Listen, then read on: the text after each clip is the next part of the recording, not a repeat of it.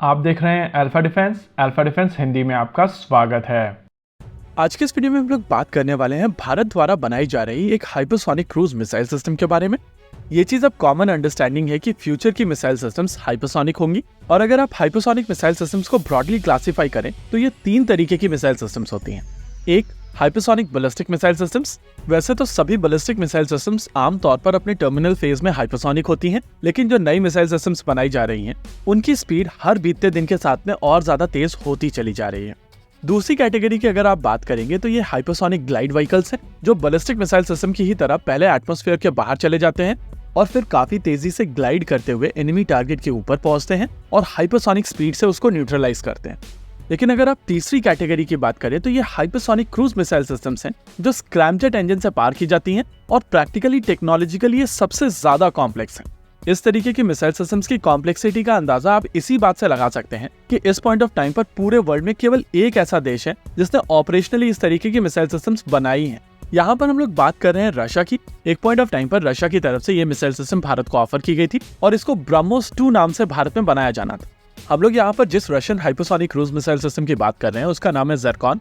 और ज़िरकॉन को लेकर माना जाता है कि इस मिसाइल सिस्टम की रेंज 1000 किलोमीटर तक की है और अपने फ्लाइट पाथ के दौरान ये मिसाइल सिस्टम मैक्सिमम 9 माक की स्पीड अटेन कर सकती है। रशिया अपनी इन मिसाइल सिस्टम्स को nuclear powered guided missile submarines के ऊपर इंटीग्रेट कर चुका है और रशिया की तरफ से अपने नेवल वॉरशिप्स के ऊपर भी इनको इंटीग्रेट किया गया है।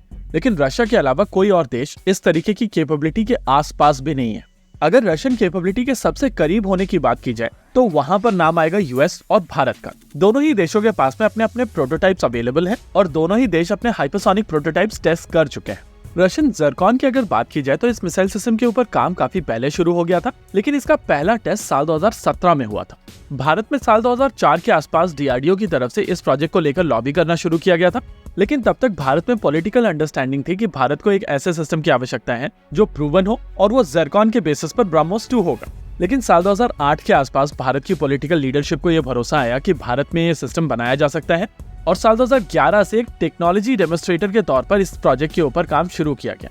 वैसे तो साल 2016 में ये सिस्टम बनकर तैयार था, लेकिन उस समय भारत के पास में इस तरीके की मिसाइल सिस्टम को ट्रैक करने के लिए फैसिलिटी अवेलेबल नहीं थी।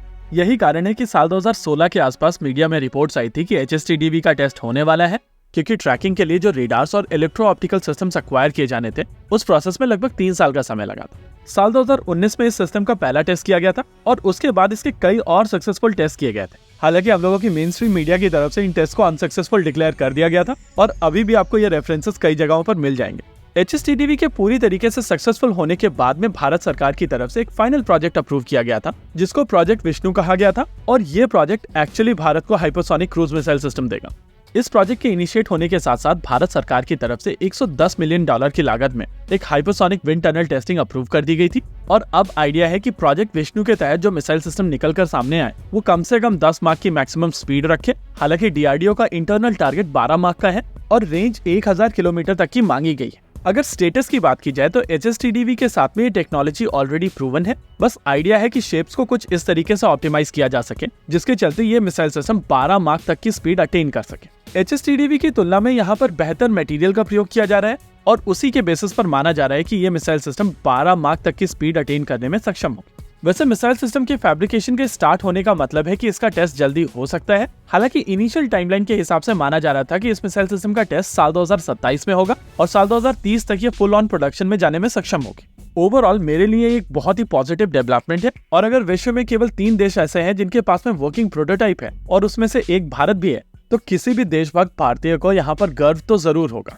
इसी के साथ आज के इस वीडियो में रखते हैं केवल इतना ही। वीडियो को अंत तक देखने के लिए धन्यवाद। देखते रहिए अल्फा डिफेंस। जय हिंद।